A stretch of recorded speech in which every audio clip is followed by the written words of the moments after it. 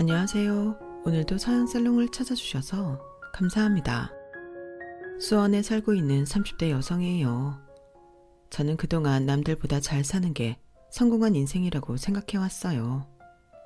그런데 결혼하고 2년 만에 이혼을 하게 되면서 제가 잘못 생각하고 있었다는 걸 알게 되었죠.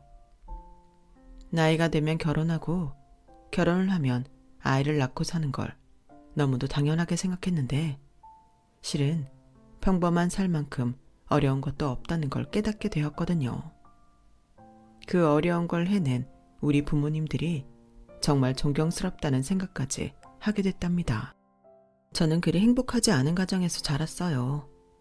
저희 아빠가 가부장적인 데다 가족들이 자신의 뜻대로 따르지 않으면 폭력을 행사하는 분이었거든요. 직업 군인이었던 저희 아빠는 밖에선 성실하고 인자한 분이셨어요. 아빠를 따르는 부대원들도 많았고 심지어 동네 사람들조차도 아빠를 가정적인 남편이자 딸바보 아빠로 알고 있을 정도였죠. 하지만 엄마와 우리 자매에게 있어서 아빠는 공포의 대상일 뿐이었어요.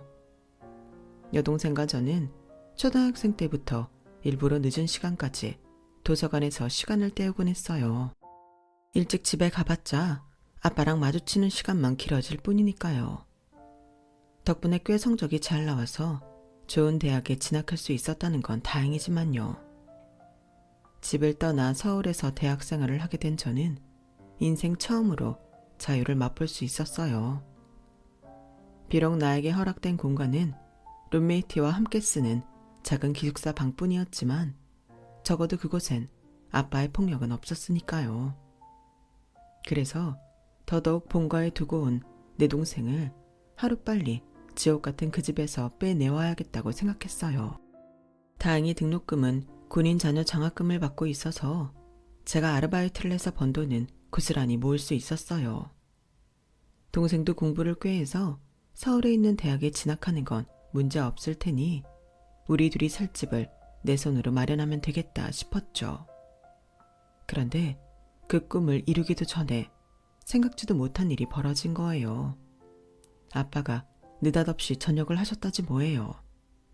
말로는 자의에 의한 전역 결정이었다지만 엄마 얘기를 들어보니 쫓겨난 거나 다름없더라고요. 직업군인이라고 철밥통은 아니었던 거죠. 그동안 이런 상황을 대비조차 하지 않았던 부모님은 그제야 발등에 불 떨어진 사람처럼 우왕좌왕 할 뿐이었어요. 마흔이 넘은 아빠는 재취업이 쉽지 않았어요. 일단 신입으로 들어가기에는 나이가 많았고 경력직으로 들어가기에는 기업에서 원하는 요건을 갖추지 못했으니까요. 그동안 가족들한테 군림하고 살았던 아빠는 하루아침에 사회에서 필요 없는 사람으로 취급받게 되자 전보다 더 폭력적으로 변해갔어요. 집안에서뿐만 아니라 밖에서도요. 그러다 술자리에서 시비가 붙게 되었고 상대방이 심하게 다치는 바람에 병원비에 합의금까지 물어주게 되었죠. 거기다 지인과 동업을 하겠다고 무리하게 대출까지 받아가며 돈을 쏟아부었다가 사기를 당하는 바람에 전 재산을 잃고 말았어요. 그 충격으로 아빠는 쓰러지셨고 대학에 합격까지 했던 동생은 입학 등록을 하지 못했어요. 당장 대학이 문제가 아니라 아빠 병원비에 대출이자 거기다 식구들이 살 집을 구하는 게 시급했으니까요. 결국 저는 휴학을 하고 본가에 내려가 동생과 함께 돈을 벌기 시작했어요. 엄마는 병원에서 아빠를 돌보셨고요. 가족들에게 군림하던 아빠가 당신 손으로 밥숟가락 하나 뜨지 못하는 걸 보니 기분이 참 이상하더라고요. 저렇게 약한 사람을 우리가 그동안 그렇게 무서워했던 건가 싶어 괜히 억울하기도 했어요. 병원 생활을 시작한 지 2년이 조금 지난 어느 날 아빠는 세상을 떠나셨어요. 그리고 아빠가 남긴 빚은 고스란히 우리 가족에게 넘겨졌고요. 우리가 할 수 있는 최선의 선택은 상속 포기였어요. 아빠가 남긴 빚을 안고 마이너스에서 시작하느니 0에서 시작하는 게 나으니까요. 그런데 엄마가 그건 안 된다고 하는 거예요. 상속 포기를 하면 당장 어디서 살 건데 이 나이를 먹고 집도 절도 없이 살란 거니? 앞으로 들어올 사이들 앞에서 내가 월세방이나 선전하는 꼴을 보이라고? 난 못해. 난 죽으면 죽었지 그렇게 구질구질하게는 못 살아. 은행에 담보 잡힌 집이라도 어쨌든 붙들고 있는 게 나아. 니들 둘이 벌면 이자 정도는 갚아나갈 수 있잖아. 엄마, 그깟 헛개비 같은 집이 무슨 소용이야. 그리고 은행 이자만 문제가 아니잖아. 아빠가 은행권에서만 돈을 빌린 줄 알아? 사채 끌어다 쓴 것도 수억이야. 그걸 나랑 정은이가 벌어서 갚으라고? 평생 아빠가 남긴 빚이나 갚으며 살란 소리야? 어떻게 엄마란 사람이 그런 소리를 해. 엄마는 왜 매번 나랑 정은이한테 온갖 짐을 다 떠넘기냐고.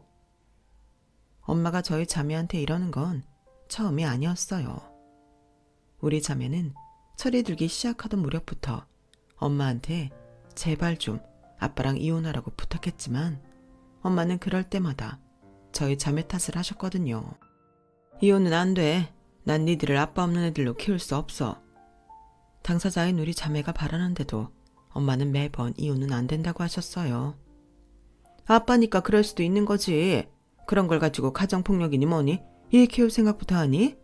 지금까지 니들 때문에 참고 산 나는 뭐가 돼? 이제와 이혼녀 소리 듣고 살라는 거니? 내가 왜 그래야 되는데? 난 싫다. 이혼녀 딱지 달고는 못 살아. 그래놓고는 툭 하면 당신이 이혼을 못한 건 다 우리 자매 탓이라며 내 인생을 망친 건 니들이라고 힐난하셨어요. 엄마는 아빠가 주는 안락한 삶에서 벗어날 자신이 없었던 거면서 비겁하게 모든 걸 우리 자매 탓으로 돌렸던 거죠. 엄마의 그런 남의 탓은 아빠가 돌아가신 후에도 변하지 않았어요. 좋아. 엄마가 정 싫다면 엄마는 상속 포기하지 마. 나랑 정은이는 상속 포기 신청할 테니까. 엄마 혼자 아빠 빚 떠안고 살라고. 그리고 앞으로 우리한테 그 건에 대해서 돈 빌려달란 소리도 일절하지 말란 말이야. 더는 물러설 곳이 없던 저는 엄마한테 맞섰어요. 그러자 엄마도 별 수 없었는지 상속 포기 신청을 하더군요. 그동안 살던 집에서 나와 저와 동생은 서울로 올라가 월세 보증금을 마련할 때까지 고시원 생활을 했어요. 엄마는 외가로 내려가셨고요. 죽어도 집도 없이 떠돌이 생활은 못하겠다고 하시면서 내린 결정이었죠. 그렇다고 외가에서 엄마를 반길 리는 없었어요. 비록 외할머니 집이긴 했지만 그 집에는 외삼촌 내외도 함께 살고 있었으니까요. 서울에 올라온 지 반년이 지나서야 우리 자매는 고시원을 나올 수 있었어요. 신림동에 월세 500에 30만 원짜리 원룸을 구했거든요. 비록 대학을 다니긴 했지만 졸업장이 없었던 저는 고졸 학력으로 회사의 사무직으로 들어갈 수 있었어요. 동생은 다이소 판매 직원으로 일하게 되었고요. 처음 1년간은 비정규직으로 있다가 점장님 추천으로 정식 직원이 되었죠. 둘이서 열심히 돈을 벌다 보니 적은 돈이지만 적금도 들 수 있게 되었고 몇 년 뒤에는 방 2개짜리 전셋집으로도 이사할 수 있었어요. 그러는 동안에도 엄마는 툭하면 전화해 돈을 보내달라고 하셨어요. 처음 1년간은 매달 용돈 정도는 보내드렸는데 수년이 지나도록 일도 않고 사는 모습에 질려서 그 후로는 용돈도 딱 끊어버렸어요. 종종 외숙모가 전화를 하셔서 엄마 근황을 알려주시곤 했는데 들을 때마다 가슴이 꽉 막히는 것 같더라고요. 어쩜 네 엄마는 하루 종일 집에 있으면서 밭일 한 번 안 돕는다. 평소에야 그런다 치지만 농사를 바쁠 때 일손 부족해서 그 난리를 치는 걸 두 눈으로 보면서도 손 하나 까딱 않고 있으니 내가 속이 안 터지니. 아, 내가 오죽 속이 터지면 영은이 너한테 전화해 네 엄마 흉을 보겠니? 그래, 밥은 잘 챙겨 먹고 다니니? 집에 김치는 있어? 이사간 집 주소 좀 알려주면 내가 김치랑 말린 나물 좀 보내줄게. 저희 엄마 때문에 속이 많이 상하실 텐데도 외숙모는 저희 자매 걱정을 하셨어요. 낳아준 엄마보다 더 엄마 같은 분이셨죠. 그래서 엄마 생일은 몰라도 외숙모 생신 때는 동생이랑 돈을 합해 생신 선물을 보내드리곤 했어요. 모난 엄마를 데리고 살아주시는 데에 대한 고마운 표시로요. 엄마는 외가에서 3년 넘게 얹혀 살다가 재가를 하셨어요. 그 후로는 저희와는 물론이고 외가와도 연락이 끊어져 버렸어요. 외숙모는 무소식이 희소식이라 믿고 살라고 하시더군요. 동생과 둘이 산 지도 5년이 되어가던 무렵 동생이 결혼을 하게 되었어요. 동생이 일하는 매장 근처에서 조그맣게 헤어샵을 하는 남자였어요. 가족도 없이 혼자 외롭게 살던 사람이라 식구들로 북적이는 집에서 살고 싶다며 결혼을 하더라도 함께 살자고 하더군요. 처음엔 불편해서 싫다고 했는데 내외가 하도 조르는 바람에 함께 살게 되었어요. 살면서 겪어보니 제부는 정말 괜찮은 사람이더라고요. 성실하고 착한 데다 정이 많아서 금세 정이 들어버렸죠. 제부는 나중에 내가 결혼을 하더라도 먼 데로 이사가지 말고 한 건물 위아래층에서 함께 살았으면 좋겠다고 하더군요. 여름 휴가도 함께 다니고 쉬는 날엔 다 같이 모여서 맥주도 한잔하면 사람 사는 맛도 나지 않겠냐면서요. 제부 말을 들으면서 저도 내심 결혼 생활에 대한 청사진을 꿈꿨던 것 같아요. 그리고 2년 뒤 제가 결혼을 하게 되었을 때 남편한테 은근슬쩍 그 얘기를 흘렸어요. 그랬더니 남편이 그러더라고요.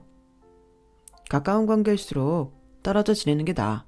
지금이야 관계가 좋지만 살다 보면 좋은 일만 있는 건 아니잖아. 자주 보면 그만큼 얼굴 붉히게 되는 일도 많아질 거고 그냥 가끔 만나서 어울리는 게 관계 유지하는 데도 좋아. 들어보니 남편 말이 틀린 것도 아니라서 굳이 고집을 부리지는 않았어요. 게다가 신혼집을 시댁에서 마련해 주시기로 해서 집은 시댁 근처에 얻게 되었죠.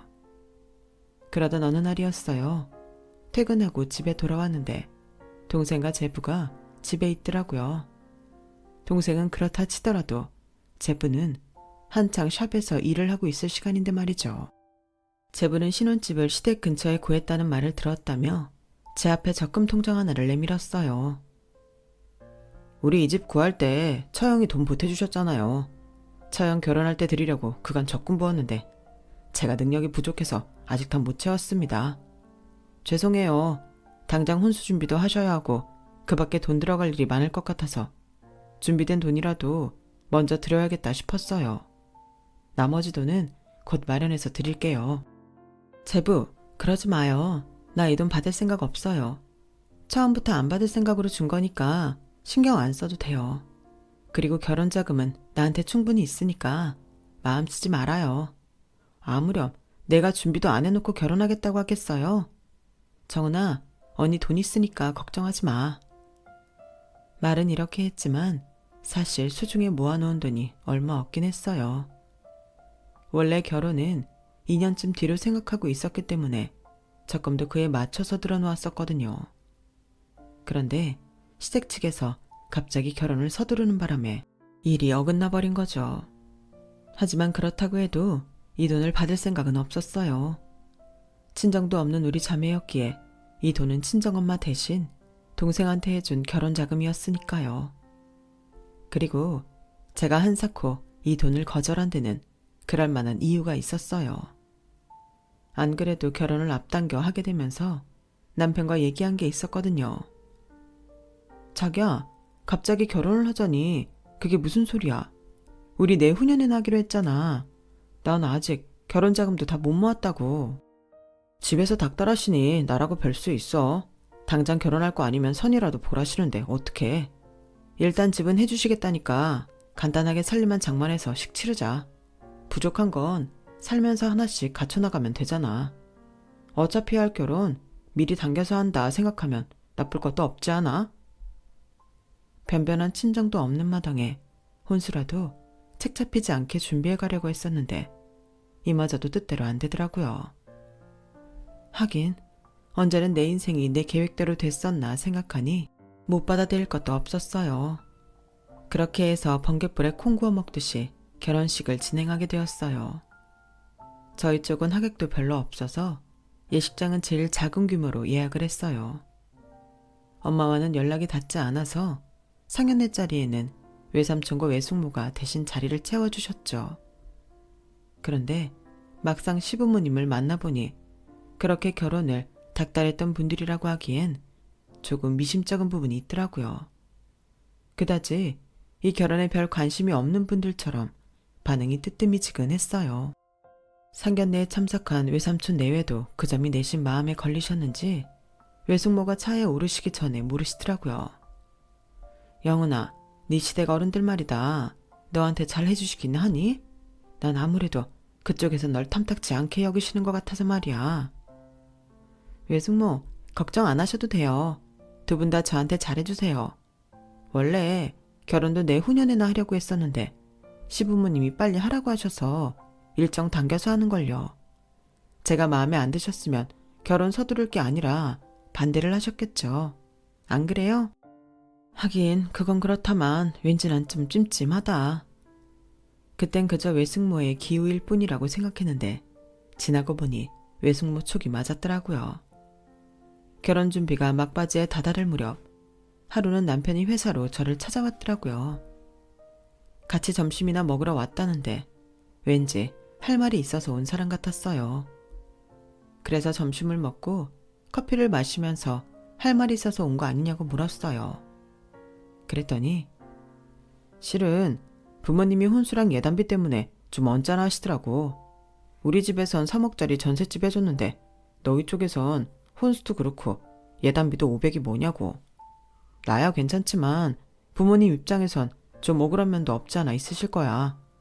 그래서 말인데 우리 결혼하고 3년 정도는 내 월급은 우리 부모님 생활비로 드리면 어떨까? 넌 어떻게 생각해?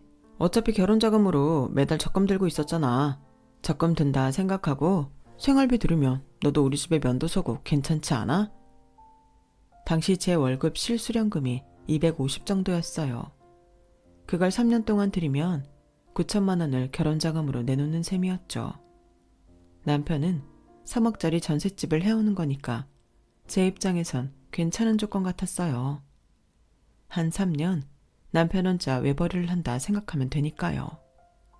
그래서 매달 250만 원씩 시부모님께 보내드리기로 했어요.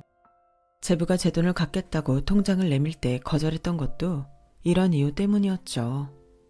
그렇게 급하게 준비한 것 치고는 무사히 결혼식도 올리고 한동안은 시댁 식구들과 가까워지기 위해 시댁에도 자주 찾아갔어요.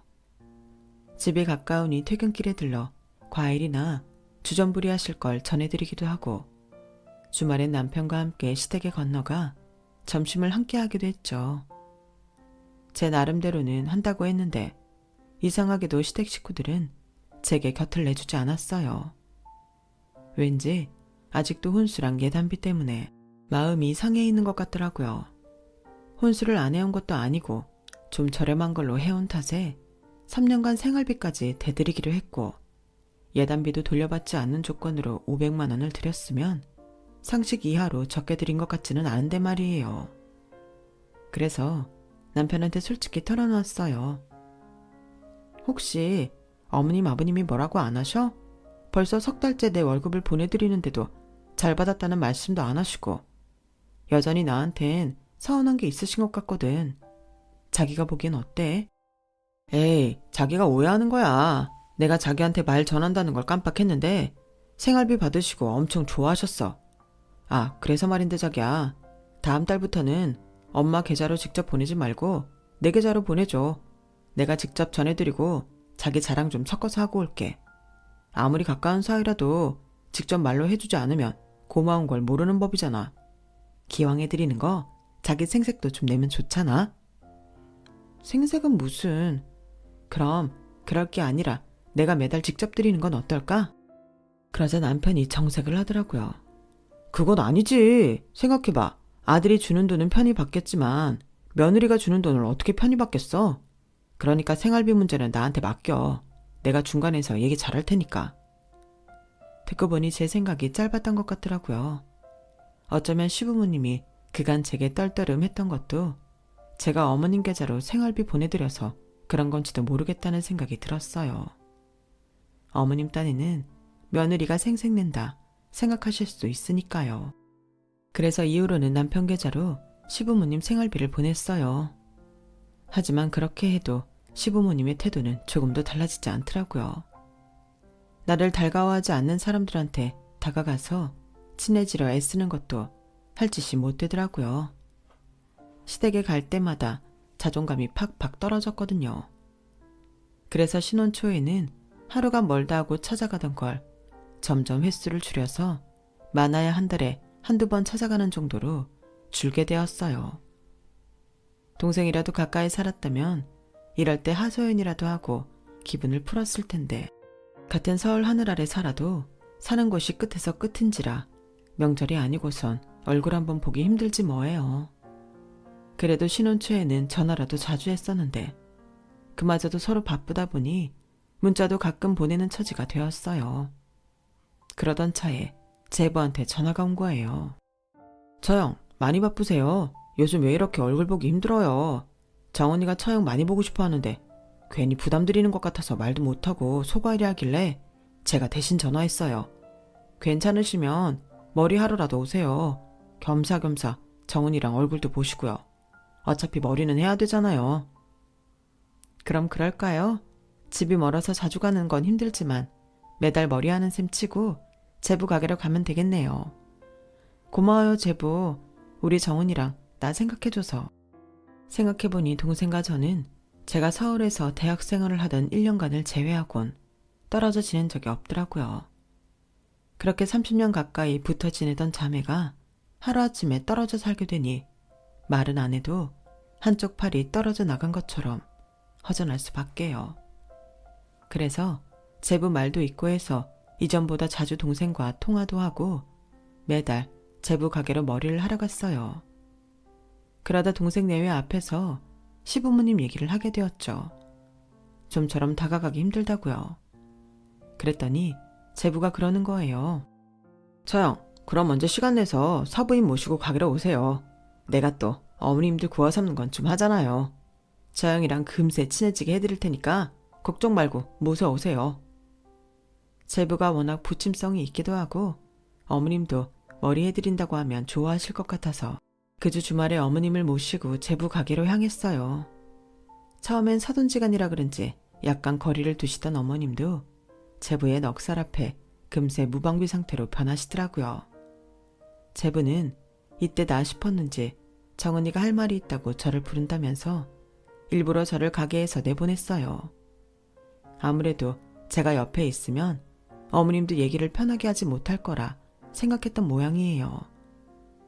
오랜만에 동생 집에 가서 수다를 떨고 있었는데 제부가 가게로 오라고 문자를 했더라고요. 가보니 어머님은 그 사이 제부랑 많이 친해졌는지 농담까지 주고받으시며 엄청 들떠 있었어요. 제부는 어머님이 내미는 돈을 한사코 거절하면서 시간 날 때 친구분들도 모시고 오라고 세일즈를 했어요. 그렇게 제부 헤어샵에서 만족할 만한 시간을 보낸 어머님은 이후로도 자주 샵에 들르셨죠. 혼자 가실 때도 있고 때로는 지인분들과 함께 가시기도 했어요.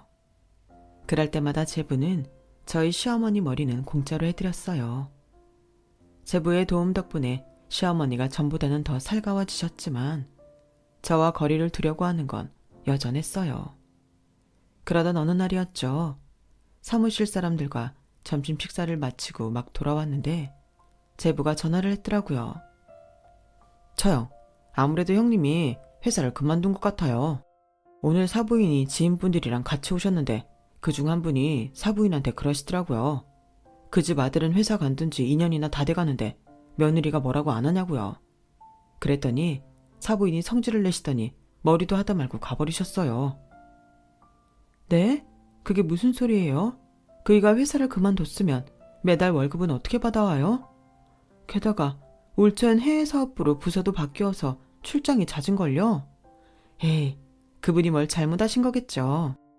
처형, 저도 아니길 바라지만 그래도 일단 확인은 해보세요.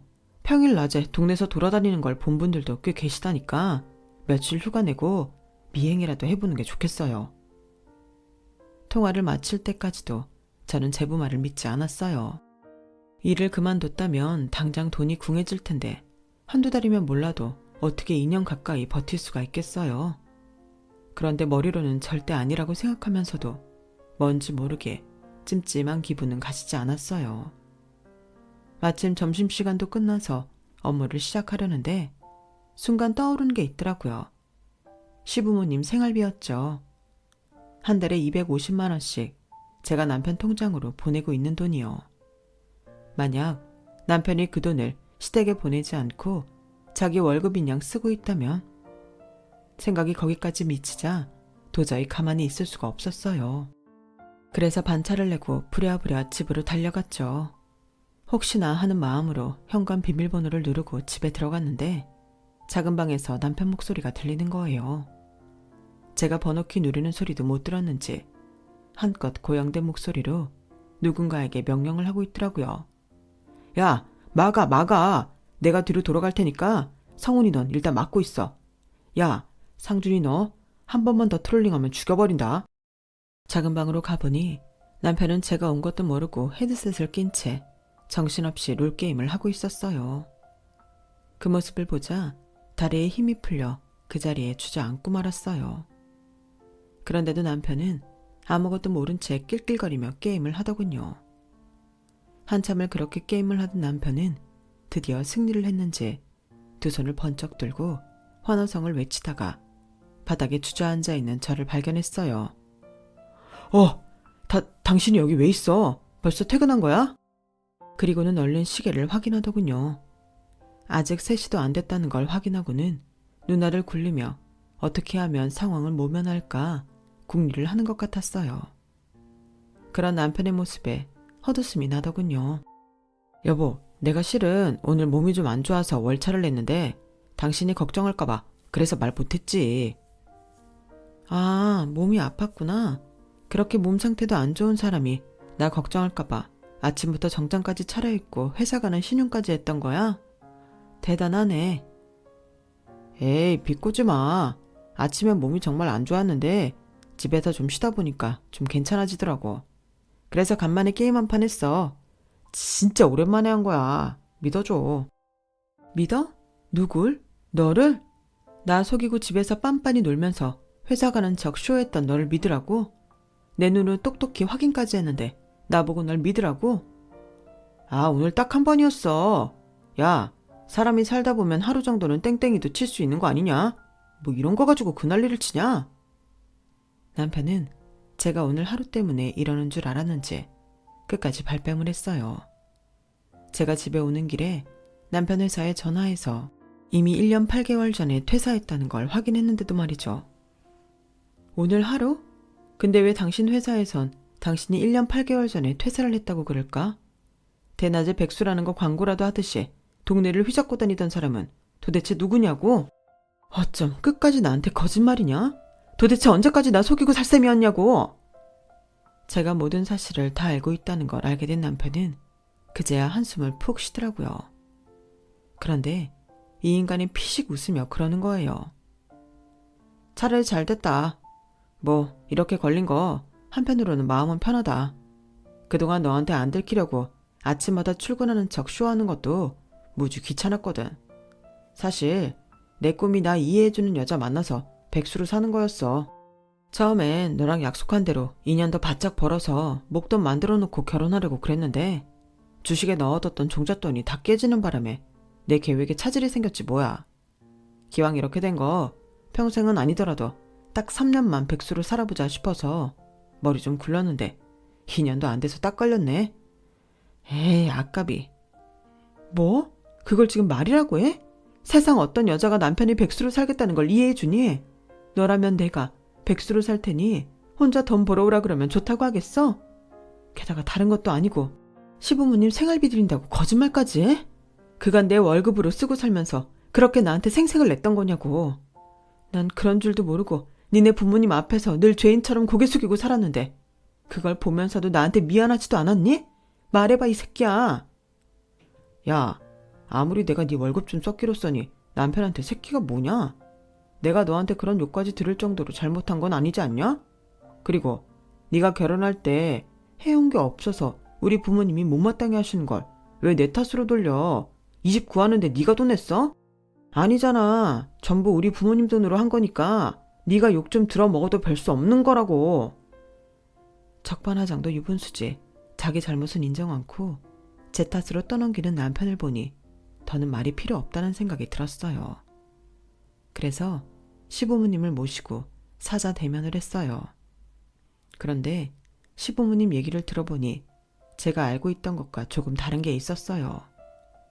애초에 저를 못마땅해 하셨던 건 혼수랑 예단비 때문이 아니었어요. 어이없게도 거기엔 다른 이유가 있었어요. 그건 바로 남편놈이 뜬금없이 결혼 선언을 하면서 제가 혼전 임신을 한 것처럼 거짓말을 했던 탓이었죠. 아무리 세상이 변했다지만 처녀가 애를 가졌는데 부끄러워할 줄은 알아야지. 어쩜 저렇게 당당하구나 싶었다. 너뿐만 아니라 상견례 때 나온 니네 외삼촌 내외도 혼전 임신 문제는 쏙 빼고 얘기하길래 뭐 이런 집안이 다 있나 생각했지. 나중에 니들이 결혼한 뒤에야 그게 다 내 아들놈의 거짓말에 놀아났다는 걸 알곤 너한테 미안하긴 했지. 그렇게 미안해하셨으면 저한테 좀 더 잘해주시지 그랬어요. 제가 찾아가도 자꾸 피하시고 저랑 눈도 안 마주치려 하셨잖아요. 그러자 시어머니가 한숨을 푹 쉬시더니 그러시는 거예요. 너도 자식 키워봐라. 내 아들놈이 지 아내 속이고 백수로 살고 있는데 무슨 낯짝으로 널 보겠니? 결혼한 지 3개월도 안 돼서 백수로 사는 게 꿈이라고 덜컥 회사를 그만두고 왔는데 내 속으로 낳은 자식이라 죽이지도 못하고 벙어리 냉가슴 앓는 심정으로 지냈다. 그것도 모르고 넌 짓단엔 우리한테 잘 보이려고 그렇게 애를 쓰는데 내가 널 볼 때마다 쥐구멍이라도 숨고 싶은 심정이었어. 아가 미안하다. 우리가 너한텐 입이 10개라도 할 말이 없다. 시어머니는 눈물까지 찍어내시며 고개를 숙이셨어요. 그런데 정작 이 사단을 일으킨 남편놈은 반성의 기미도 하나 없이 뻔뻔하게 앉아있지 뭐예요. 그런데 참 이상하죠.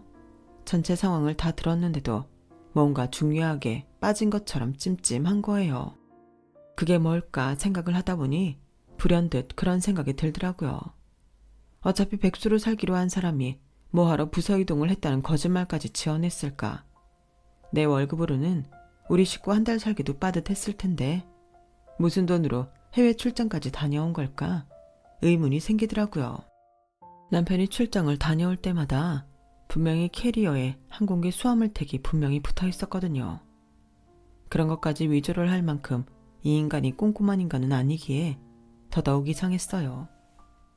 그럼 해외 출장은 어떻게 간 거야? 내 월급으론 그렇게 자주 해외를 드나들 수가 없었을 텐데? 그러자 지금까지 여유 있는 모습으로 앉아있던 남편이 갑자기 당황하더라고요. 그게 내 퇴직금으로 갔어. 퇴사할 때 받은 걸로. 딱 보니 거짓말이더라고요. 직장 생활을 한 지 5년도 안 된 인간이 퇴직금을 받았으면 얼마나 받았다고 한 달에 2-3번씩 해외로 나가요. 그것도 반년 가까이를. 그때였어요. 아버님이 남편을 노려보시며 그러셨죠. 너 설마 집 보증금 빼서 여행 다닌 거냐? 그러자 어머님이 손사래를 치시며 이도 참 아무렴 전세보증금에 손을 댔을까? 그럼 집주인이 집 빼라고 하지 여지껏 살게 뒀겠어요? 모르는 소리. 이놈이 대학 다닐 때도 원룸 전세보증금 빼서 월세로 돌려놓곤 그 돈으로 세계 여행 다녀온 놈이잖아. 당신 벌써 잊었어? 너 이 자식 똑바로 말해라. 전세보증금에 손 댔어 안 댔어? 그러자 남편이 기어들어가는 소리로 그러는 거예요. 죄송합니다 아버지.